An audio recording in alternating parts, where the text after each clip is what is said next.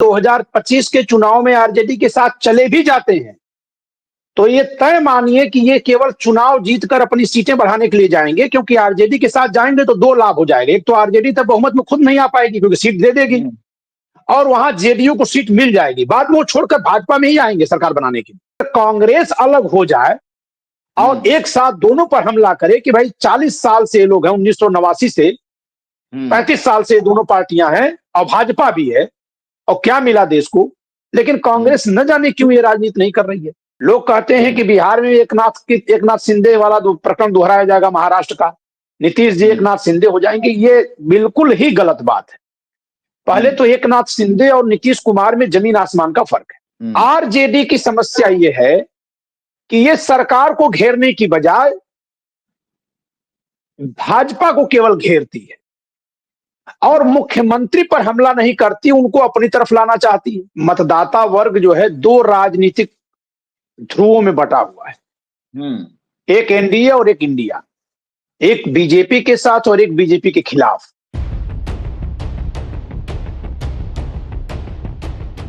दिल्ली में चुनाव की घोषणा हो चुकी है।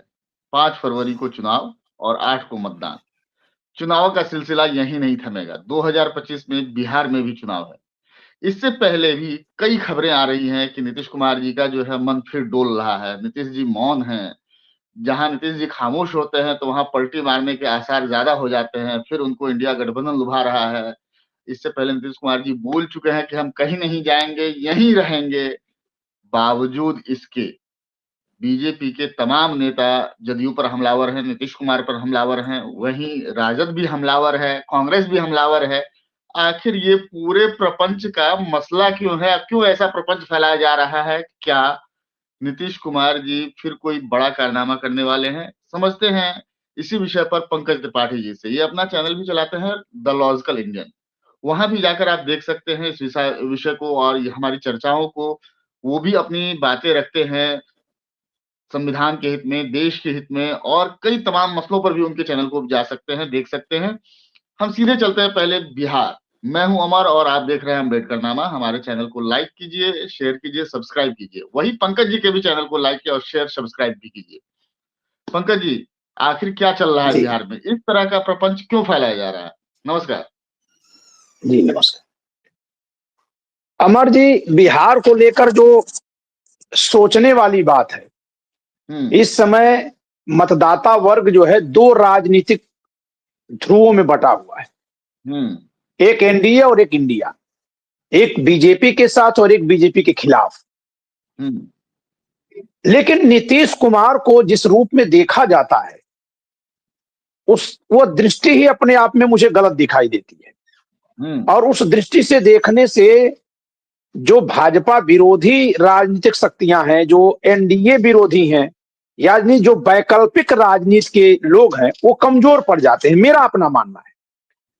2005 से ही नीतीश कुमार जी बिहार के मुख्यमंत्री हैं।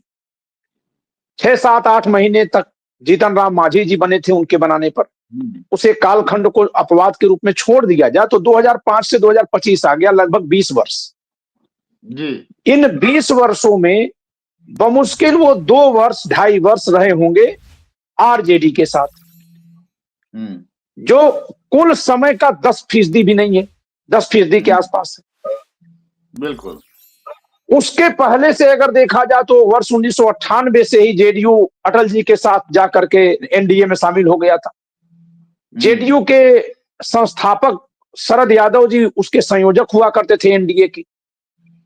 तो एक ऐसी पार्टी जो लगातार बिहार में लालू प्रसाद यादव, आरजेडी, कांग्रेस और वामपंथ का जो गठबंधन है उसके खिलाफ उगी है, राजनीति की है, आगे बढ़ी है, सत्ता में आई है। एक ऐसी पार्टी जिसने आरजेडी, कांग्रेस, वामपंथी गठबंधन को हराया है, और 1-2 बार नहीं, 2015 के चुनाव को छोड़ दिया जाए तो हर बार हराया है। क्या कारण है कि वहां का मुख्य विपक्षी दल उसको अपनी तरफ लाने के लिए ही सारे प्रयास करता दिखता है? यही कारण है कि वहां आरजेडी का यानी विपक्ष का उस तरह से झंडा ऊंचा नहीं हो पा रहा है जो होना चाहिए। आरजेडी की समस्या यह है कि ये सरकार को घेरने की बजाय भाजपा को केवल घेरती है और मुख्यमंत्री पर हमला नहीं करती, उनको अपनी तरफ लाना चाहती है। जब आप उस पार्टी के मुखिया को अपनी तरफ करना चाहेंगे, जिनकी अपनी खुद की पार्टी है, तो जाहिर सी बात है कि विपक्ष के रूप में जो आपकी जिम्मेदारी संविधान में है और जो जनता ने दी है कि आप सरकार की कमियां गिनाइए, आप नहीं गिना पाएंगे। जब आप सरकार की कमियां ही नहीं गिना पाएंगे तो पार्टी की कमी गिना करके आपको क्या लाभ मिल जाएगा? और आप पार्टी की कमी किसकी गिनाएंगे? भाजपा की। सरकार किसकी बनेगी? नीतीश कुमार की। चाहे वो आपके सहयोग से बन जाए या उनके सहयोग से। मुख्य विपक्षी दल आप हैं तो आप सरकार के विपक्ष हैं, भाजपा के विपक्ष नहीं है। तो इस तरह से एक सबसे बड़ी कमजोरी वहां विपक्ष की दिखती है कि वो विपक्ष हमेशा सरकार को ही अपने साथ लाने के प्रयास में दिखता है और वर्षों वर्षों ये इसी तरह से बातें करना, नारे गढ़ना, अगर हम दूसरी भाषा में कहते तो जुमला उछालना, लेकिन उसी में उलझ कर रह जाता। आज अगर तेजस्वी जी मुख्य विपक्षी नेता के रूप में और मुख्य विपक्षी दल के प्रमुख नेता की हैसियत में सवाल उठाते नीतीश कुमार जी पर कि भाई हम जब सरकार में थे तो हमने जाति जनगणना कराई, आपने आगे क्या किया, तो जनता में एक आवेग आता, एक जोश आता। लेकिन ये क्या करते हैं? ये कहते हैं कि नीतीश कुमार जी आए तो हमारे यहां दरवाजा खुला है। तो जनता में क्या जाता है कि नीतीश कुमार ही विजेता है, नीतीश कुमार ही सब कुछ है। तो जब आ जाएंगे तो जीत जाएंगे और जीत के फिर चले जाएंगे तो फिर कहिएगा कि चले गए। तो बिहार में जो विपक्ष है वो अपनी भूमिका अदा ही नहीं करता कभी। खासकर 2014 के बाद से तो बिल्कुल अदा नहीं कर रहा है और इसका नाजायज लाभ ले रहे हैं नीतीश कुमार जी। अब सवाल यह है कि तो विपक्ष वहां अपनी भूमिका क्यों नहीं अदा कर रहा है? इसका कारण यह है कि विपक्ष की कई सारी खामियां हैं। सबसे पहली तो खामी यह है कि वो अंदर से शायद ये मान बैठा कि वो अकेले दम पर, यानी जितना है विपक्ष इस समय, जिसमें कांग्रेस, आरजेडी और वामपंथी पार्टियों का गठबंधन है, संभवतः आरजेडी ये मानकर चलती है कि इतने लोगों से हम चुनाव जीते ही नहीं पाएंगे। तो ये आपके आत्मविश्वास की कमी का परिचायक है। तो जब किसी एक को आप बुलाएंगे कि भाई आप ही आओ तो हम जीतेंगे, तो वह तो सब कुछ ले ही लेगा अपने हाथ में। तो एक सबसे बड़ी खामी इनकी है कि इनके पास आत्मविश्वास की कमी। दूसरी बात यह है कि शायद इसलिए ये हमला नहीं बोलते हैं नीतीश कुमार सरकार पर कि ये जैसे ही हमला बोलेंगे तो नीतीश कुमार का शासन अपेक्षाकृत लालू प्रसाद यादव के शासन के तो बहुत कई गुना बेहतर है, और जैसे ये हमला बोल देंगे तो भाजपा के साथ साथ जेडीयू भी हमलावर हो जाएगा आरजेडी पर और कहेगा कि आप उसके पहले कौन सी सरकार चलाए थे, जंगल राज था तो उस समय क्या हुआ, सड़कें कितनी बनी, तो अस्पताल कितने बने, तो स्कूल कितने बने, कितना न्याय दिया आपने। इसका मतलब यह है कि यह पार्टी जान रही है कि हम इन मुद्दों पर बात ही नहीं कर पाएंगे, घेर नहीं पाएंगे। बावजूद इसके तेजस्वी यादव की जब सरकार थी, जब सरकार में तेजस्वी यादव और नीतीश कुमार साथ में थे, लाखों नौकरियां बांटी गई। वो एक जो है, आप जिस पीरियड की बात कर रहे हैं, जंगल राज की बात कर रहे हैं, उसको तकरीबन 3 दशक हो गए, तकरीबन 3 दशक से ज्यादा ही। उस दौर के जो लोग रहे होंगे वो अब जो है प्रौढ़ावस्था में आ गए होंगे, जो वोटर रहेंगे, वोटर की मामले की बात कर रहे हैं। अभी जो यंग जनरेशन के वोटर हैं उसने लालू राज नहीं देखा है। लालू राज में क्या था, क्या जंगल राज था, नहीं था। वर्तमान में जो है तेजस्वी की ये पॉजिटिव वाइब्रेशन कि हम इतनी नौकरियां दे रहे हैं, हमारे साथ जो आप रहते तो हम बहुत कुछ करते बिहार के लिए, ये क्या जनता को नहीं लुभाएगा? और दूसरी ओर मान लिया कि आरजेडी जो है या प्रमुख विपक्षी पार्टी आरजेडी नीतीश सरकार पर हमला नहीं बोल रही है, फिर बीजेपी क्यों नीतीश सरकार पर हल्ला बोल रही है? वो तो सत्ता में है, साथ में है। हाँ, पहले तो पहली बात ये जान लीजिए कि जो आपने कहा कि जंगल राज को कौन याद कर रहा है, यही तो आरजेडी को समझना चाहिए। आप क्यों डर रहे हैं? आपके पास उस जंगल राज का भी एक अचीवमेंट है, जिसको जंगल राज कहा जाता है। उसी को लालू जी की उपलब्धि के रूप में यह कहा जाता है कि इन्होंने नीचे वाले समाज में एक स्वाभिमान भरा, एक राजनीतिक चेतना का प्रसार किया। तो एक तो आप उसको लेकर आएंगे, आप देखा करिए, जैसे इस आपातकाल की बात करके कांग्रेस को चुप करा देते हैं, जंगल राज की बात करके आरजेडी को चुप करा देते हैं, तो आपको जवाब सीखना पड़ेगा, भागने से नहीं काम चलेगा। लेकिन आरजेडी पर मैंने बात किया कि प्रमुख विपक्षी दल हो करके इसको सरकार पर सवाल करना चाहिए। अरे बहुत होगा, 1 महीने बाद चलेगी आपके जंगल राज, तो फिर बात खत्म हो जाएगी, लोग कहेंगे यार आज पर बात क्यों नहीं कर रहे हैं। तो और तेजस्वी जी के पास आपने जो कहा बहुत सारी अचीवमेंट्स हैं, इसीलिए तो मैं कह रहा हूं कि तेजस्वी जी आप कालीन बिछाकर कुर्सी लगाकर क्यों इंतजार करते हर समय दिखते हैं। थोड़ा सा हमलावर हुए भी तो लालू जी ने कहा नहीं नहीं आए हमारे साथ काम करें। आप जब उनको जगह देंगे तो वो ये जान गए कि अब इनके यहां तो हमारी जगह है, यानी आप हार गए राजनीति में। आपने जब किसी को इस तरह से बुला लिया कि आप आएंगे तभी हम जीत पाएंगे, तो अब वो ये मान लिया कि हम तो ये हमसे हारा हुआ है। अब वो नीतीश जी वहां रहेंगे जहां उनको दबाकर रखना है। और नीतीश जी को ये मिलने से इतना ही हो सकता है, लालू जी के इस चाल में हम ये कह सकते हैं कि इस तरह से ये नीतीश जी का पलड़ा भारी करके भाजपा को सीधे सत्ता में आने से रोकते हैं। कुछ लोग ये अनुमान निकालते हैं, लेकिन मैं इससे सहमत नहीं।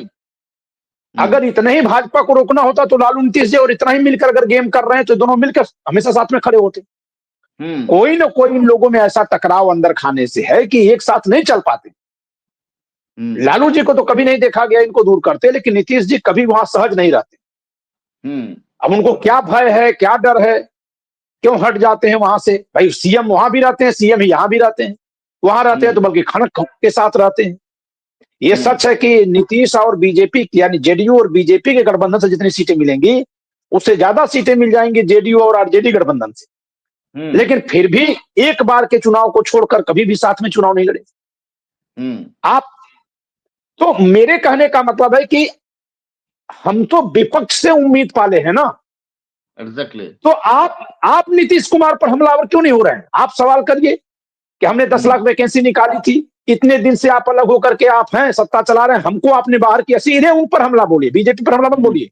आप सीधे टारगेट करिए नीतीश कुमार को कि आप यहां से वहां गए। इससे फायदा मिलेगा, नीतीश कुमार का वोटर अगर वहां से हटेगा तो वो आएगा आरजेडी की तरफ, क्योंकि वो सत्ता विरोधी में कहां जाएगा। लेकिन आप ये कर ही नहीं रहे हैं, आप बल्कि उनकी तारीफ कर दे रहे हैं। तो जो वोटर उनके साथ जुड़ा है वो खुश हो जाता है कि अच्छा हम तो सही जगह है। यानी देखिए नीतीश को ही लालू जी विचार रहे हैं तो हम भी तो नीतीश जी के साथ है, और नीतीश जी हो जाएंगे बीजेपी के साथ।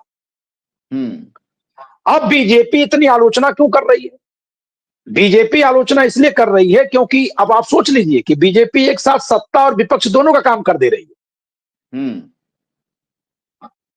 और ये लोग सत्ता और विपक्ष में होकर के भी दोनों में से एक भी काम नहीं कर रहे हैं। पूछिए कैसे। सत्ता में तो नीतीश जी है, लेकिन आरजेडी का हमला बीजेपी पर होता है, तो इस तरह से बीजेपी सत्ता में दिखाई दे रही है। और बीजेपी सत्ता में होकर नीतीश जी पे हमलावर हो जाती है तो विपक्ष का काम कर देती है। तो आपके पास बेचारगी के सिवाय क्या दिख रहा है। आरजेडी के जो नेता होंगे, पार्टी की बात हम करें, जो उनके कैडर के जो नेता होंगे, जिनको ये उम्मीद है कि अगर तेजस्वी जी सीएम बनेंगे तो हमारी और हनक होगी, वो जैसे ही सुनते होंगे कि ये फिर बुला रहे हैं उनको, तो फिर क्या लगता होगा कि भाई वो आ जाएंगे, पता नहीं हम कितने दिन मंत्री रहेंगे, न जाने कितने दिन हमारी सरकार रहेगी। आपको एक स्टैंड लेना पड़ेगा। अगर नीतीश कुमार अच्छे हैं तो सरकार खराब कैसे है बताइए। सरकार के मुखिया नीतीश कुमार जी हैं, और मैं फिर से कह रहा हूं, मैं कई बार इसको कह चुका हूं कि नीतीश कुमार जी कोई कठपुतली मुख्यमंत्री नहीं है, मोहन यादव जैसे या हरभजन लाल शर्मा जैसे नहीं। वो बहुत स्ट्रांग सीएम है। वो एक ऐसे सीएम है जिन्होंने शराबबंदी कर रखी है। भाजपा उनको चाहे इस समय वर्तमान में तवज्जो दे या न दे, लेकिन शासन में वो हल्के नहीं है, और उनके अंदर कुछ तो दुर्लभ गुण है ही है कि 20 साल से कोई व्यक्ति कमजोर पार्टी बना करके, कमजोर पार्टी इन द सेंस कि पूर्ण बहुमत में न होते हुए लगातार सीएम रहे, और दोनों ही उसको बुलाते रहे। तो कुछ न कुछ उस व्यक्ति के अंदर जादूगरी है। बिल्कुल। सवाल यह है कि राजनीति में अमर जी, अगर आपको सत्ता में आना है तो जो उस समय सबसे ताकतवर होता है, हमला उस पर किया जाता है। जैसे मायावती जी की राजनीति देखिए उत्तर प्रदेश में, इनका हमला जितना भाजपा पर होता था, जैसे ही सपा एक समय पर भाजपा से आगे निकली तो सपा पर भी उतना ही जोरदार हमला करती थी। या तो नीतीश जी आपके बुलाने पर आ जाए, लेकिन आप कॉन्टिन्यूअस उनके बुलाने में लगे हुए हैं, ये आपको कमजोर कर रहा है।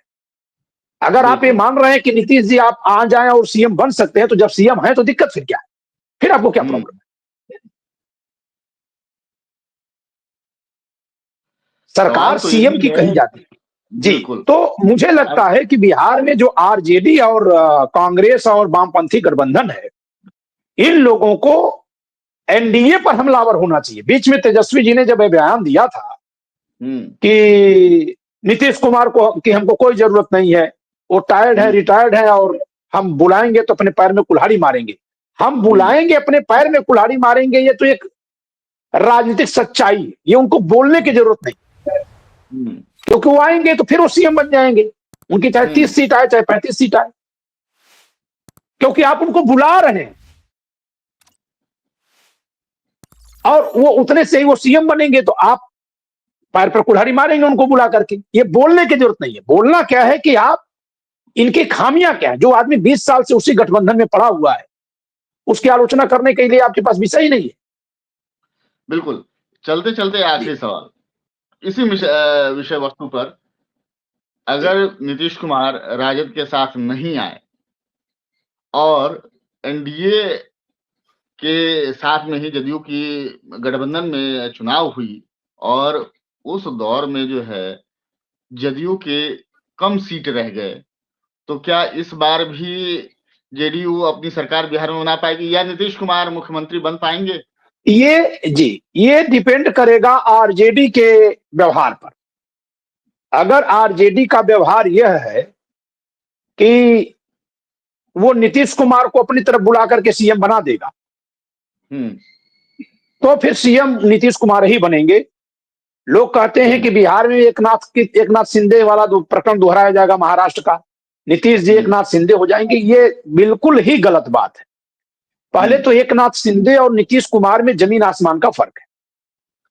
एकनाथ शिंदे को भाजपा ने पैदा किया है, भाजपा ने पैदा किया। अगर आप कल्पना करिए कि अगर बीजेपी की सरकार नहीं रहती केंद्र में, तो शिवसेना तोड़ पाते। उनके अगर गवर्नर नहीं होते, उनका निर्वाचन आयोग नहीं रहता, उनका विधानसभा स्पीकर बनवाने की क्षमता नहीं रहती भाजपा की, तो शिंदे पार्टी तोड़ पाते, उनके साथ विधायक जाते? सवाल ही नहीं है। तो शिंदे को भाजपा ने ही सीएम बनाया, और फिर जब चुनाव परिणाम आए हैं तो अब वो इतना ज्यादा भाजपा के पक्ष में है कि शिंदे रहे न रहे, भाजपा की सरकार ही बनेगी। मात्र 8 सीट कम है उसकी। दूसरी तरफ बिहार में चलिए, बिहार में नीतीश कुमार जी उस समय से अपनी पार्टी खड़ी कर ली है जब लालू यादव का परचम बुलंद था, जब हर लोग उनके साथ जुड़ने के लिए कहीं से जगह निकालते थे। उस समय से नीतीश जी वहां खड़े हैं, जब भाजपा का वहां कुछ था ही नहीं। तो नीतीश कुमार जी और एकनाथ शिंदे की तुलना करना एकदम राजनीतिक को न समझने जैसा है। दूसरी बात यह है कि बिहार का चुनाव परिणाम भी महाराष्ट्र जैसा नहीं आएगा।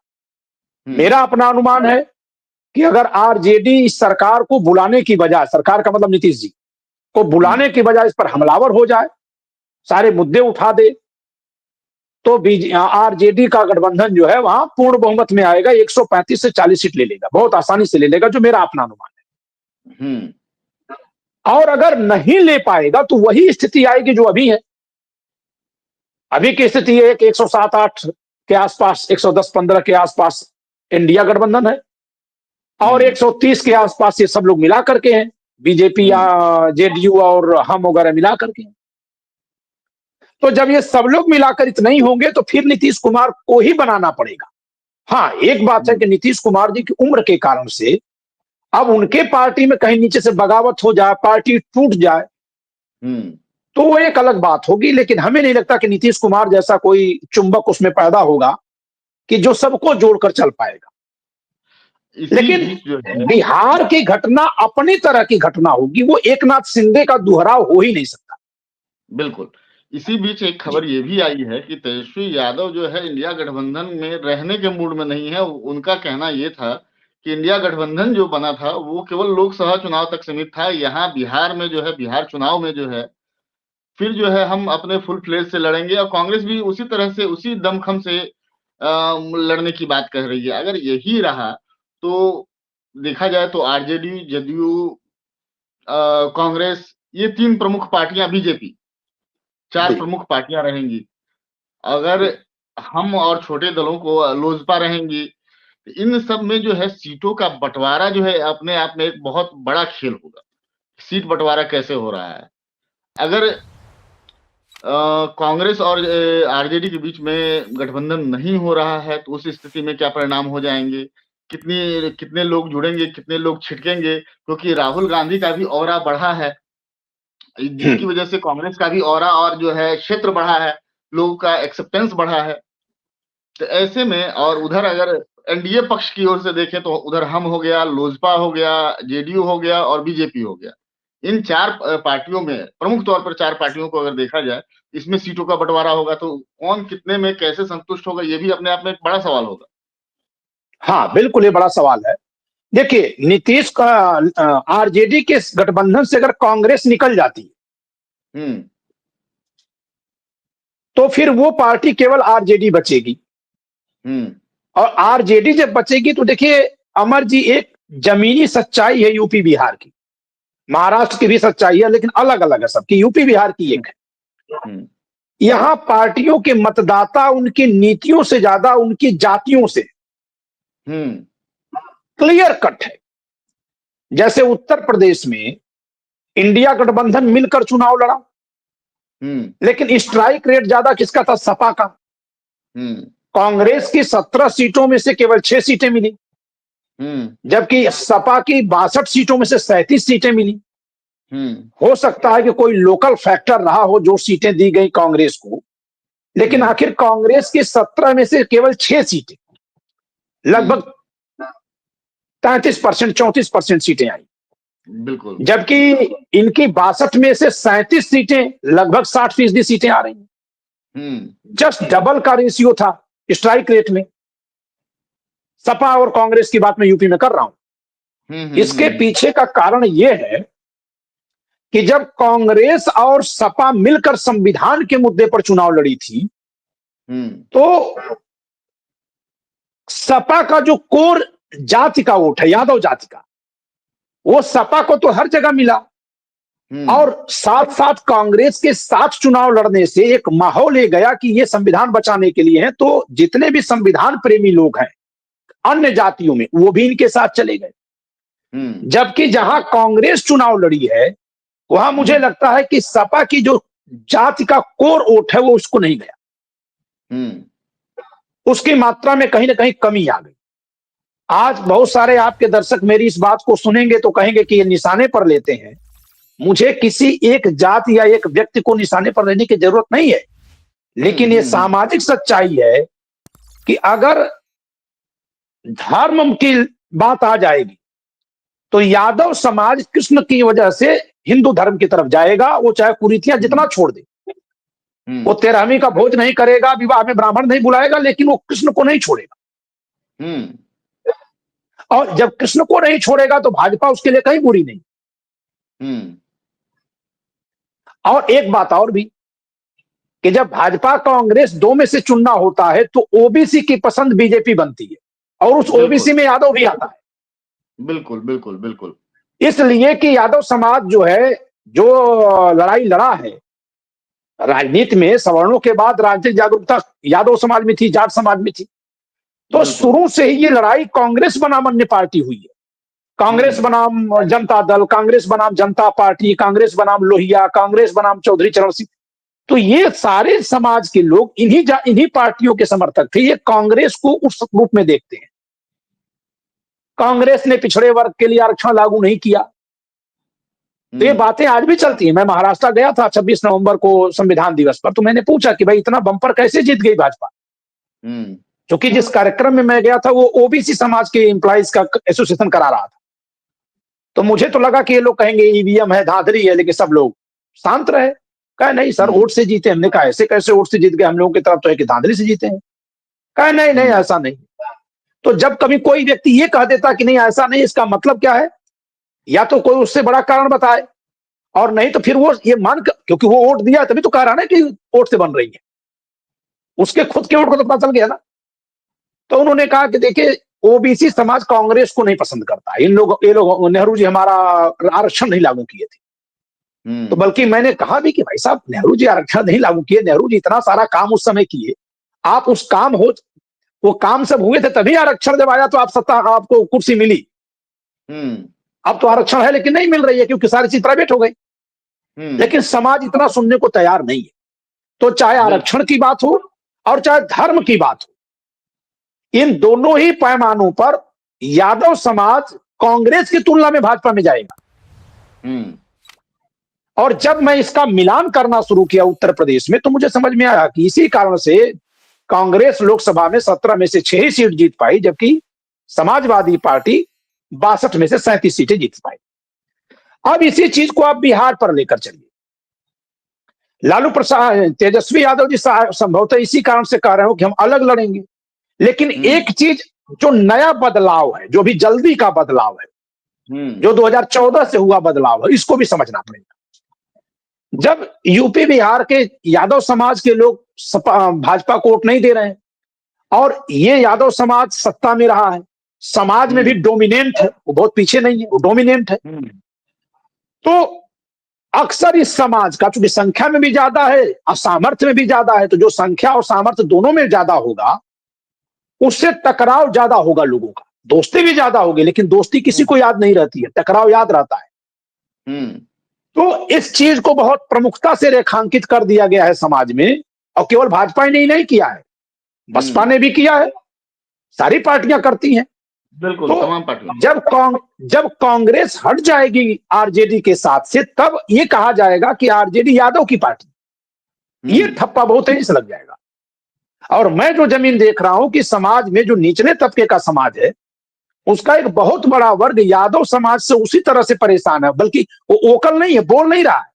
ब्राह्मणों के खिलाफ क्या है कि इस समय नफरत बोली जा रही है, लेकिन इंडिविजुअल से अगर आप बात कर देंगे तो कहेगा नहीं, ऐसी कोई बात तो नहीं है। वो कुरीतियों के लिए ब्राह्मण को जिम्मेदार मान रहा है। लेकिन जब यादव समाज से तुलना की जा रही है तो कह रहा नहीं भैया, हमको सताए थे, हमको वहां किए थे, ऐसे बात होती है, जो बात करने पर बात दिखती है। तो इस नाते इसकी कीमत आरजेडी को भी चुकानी पड़ सकती है। कांग्रेस का एक कवर मिलता है। मैं फिर से वही उत्तर प्रदेश वाली बात करूंगी। जब कांग्रेस सपा के साथ थी तो संविधान का मुद्दा कांग्रेस सपा के साथ जुड़ गया, एक कवर मिला। कांग्रेस के हटा देने से वो एक छिलका है प्याज का जो सूखा हुआ है, लेकिन नीचे के छिलकों को सुरक्षित रखा हुआ है। वो यूज में नहीं आएगा, लेकिन नीचे वालों को सुरक्षित रखा हुआ है। तो जब तक कांग्रेस आरजेडी के साथ है, तब तक आरजेडी के पार्टी को या गठबंधन को यादव की पार्टी, यादव समाज की पार्टी, अहिरों का समाज नहीं कहा जा सकता। वो सबके साथ है, सब है वहां, भले वहां चाहे कोई हो ना हो। तो एक सांकेतिक महत्व बहुत बड़ा है इसको। बल्कि मैं उल्टा कहूंगा कि अगर कांग्रेस अलग हो जाए और एक साथ दोनों पर हमला करे कि भाई 40 साल से लोग हैं, 1989 से 35 साल से दोनों पार्टियां हैं और भाजपा भी है, और क्या मिला देश को। लेकिन कांग्रेस न जाने क्यों ये राजनीति नहीं कर रही है। कांग्रेस अगर ये मुद्दा छेड़े, कांग्रेस अगर मुस्लिम समाज को यह समझाए कि भाई भाजपा लगातार सत्ता में है, जितना आपका पतन होना है हो चुका, इससे ज्यादा वो क्या कर लेगी। अब आप एंटी बीजेपी वोट मत दीजिए, अब आप सकारात्मक वोट दीजिए। अब आप ये मत सोचिए कि कहां कौन सी पार्टी भाजपा को हरा रही है उसको वोट दे दीजिए। आप ये सोचिए कि आपकी यही पार्टी इसको वोट देना है। तो इनके इस मुहिम से मुस्लिम समाज इनके तरफ जुड़ेगा। जिन जातियों की पार्टियां बन गई हैं मर्जी, उन जातियों के लोग तो अपनी पार्टी को छोड़ के किसी को वोट नहीं देंगे। ये तो मैं एकदम पूरे उत्तर भारत की लकीर बता रहा हूं, वो नहीं वोट देंगे। और अगर वो अपनी पार्टी को छोड़ कर देंगे तो भाजपा को देंगे, ये भी जान लीजिए। भाजपा को वोट यहीं से बढ़ जाता है कि जैसे ही कोई किसी समाज की अपनी खुद की पार्टी नहीं है और वोट देगा तो फिर वो भाजपा को देगा। या अपने समाज की पार्टी के नेता से नाराज है, तो फिर वो भाजपा को ही वोट देता है। चलिए, ये चीज बहुत-बहुत जी, तो इस नाते कंप्लीट वहां का गठबंधन रहना अभी जरूरी है, मेरी समझ से जरूरी है। हाँ, ये लोग सरकार पर हमलावर हूं, नीतीश कुमार को भी अपने प्रश्न के विषय में लाएं। बिल्कुल। बहुत-बहुत शुक्रिया पंकज जी, ये था हमारा बिहार विशेष। कैसी हो विपक्ष की भूमिका? अगर तेजस्वी यादव या आरजेडी नीतीश कुमार पर या सरकार पर हमलावर होती है, तो उसको चुनाव में फ़ायदा पहुँच सकता है। वहीं बीजेपी के सपोर्ट से जदयू का लड़ना या आरजेडी के सपोर्ट से जदयू का लड़ने में नीतीश कुमार के दोनों हाथ में लड्डू। हम इधर रहें तो भी सीएम रहेंगे, हम उधर रहें तो भी सीएम रहेंगे। नीतीश कुमार का ऑरा बड़ा है और देखना ये है कि उनकी खामोशी किस करवट लेती है। वो क्या डिसीजन लेते हैं और अभी भी ये माना जा सकता है बिहार की राजनीति करने वाले को, समझने वाले को, जानने वाले को ये अच्छी तरह से पता है, नीतीश कुमार से बैर लेकर जदयू के अंदर से ही अगर विस्फोट हो रहा है, तो भी जदयू को सँभाल पाना या नीतीश कुमार को सँभाल पाना बहुत आसान नहीं होगा। देखना लाज़मी है आने वाले समय ए, में क्या डिसीजन ले रहे ए, हैं। एक मिनट अमर जी, हुँ, अगर जेडीयू या नीतीश कुमार जी 2025 के चुनाव में आरजेडी के साथ चले भी जाते हैं, तो ये तय मानिए कि ये केवल चुनाव जीतकर अपनी सीटें बढ़ाने के लिए जाएंगे, क्योंकि आरजेडी के साथ जाएंगे तो दो लाभ हो जाएंगे। एक तो आरजेडी तब बहुमत में खुद नहीं आ पाएगी क्योंकि सीट दे देगी, हुँ। और वहां जेडीयू को सीट मिल जाएगी, बाद में वो छोड़कर भाजपा में ही आएंगे सरकार बनाने के लिए। जी, बहुत-बहुत शुक्रिया। देखते रहिए अम्बेडकरनामा। हमारे चैनल को लाइक कीजिए, शेयर कीजिए, सब्सक्राइब कीजिए। मिलते हैं अगले एपिसोड में किसी अलग विषय के साथ। धन्यवाद।